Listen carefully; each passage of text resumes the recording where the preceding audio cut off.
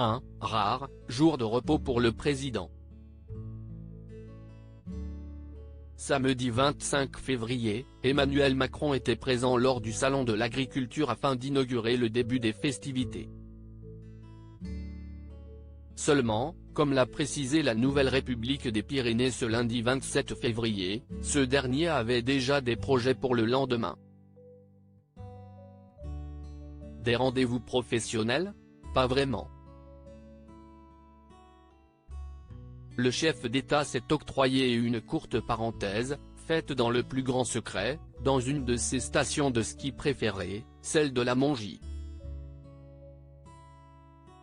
D'après les informations du journal régional, lors de ce court séjour, Emmanuel Macron était réuni avec les membres de sa famille.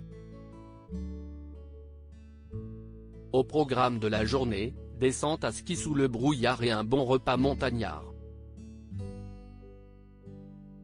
Sur place, le président de la République a notamment été sollicité par les autres visiteurs qui n'ont pas hésité à lui demander quelques petites photos souvenirs.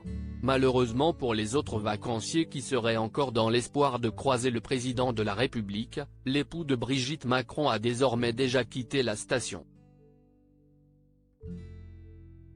Compte tenu de l'actualité politique actuelle, ce dernier a dû vite reprendre ses fonctions. Supérieur à Emmanuel Macron, sa tenue de ski fait parler. Emmanuel Macron à la Mongie, la réaction des vacanciers toujours dans les pages de la Nouvelle République des Pyrénées. Certains vacanciers de la station de ski ont été interrogés sur la courte visite du président.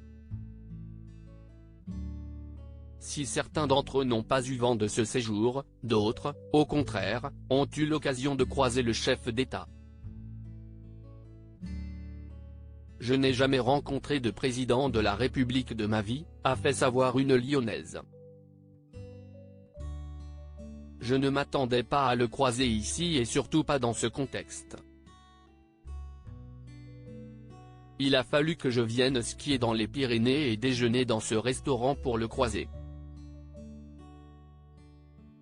Je l'ai déjà rencontré à Bagnères où j'ai pu échanger quelques mots avec lui et là, il m'a reconnu. Il a une mémoire incroyable, s'est également souvenu un grand-père. Preuve que ce séjour surprise était inespéré pour les visiteurs présents à la Mongie. Crédit photo, Stéphane Le Mouton.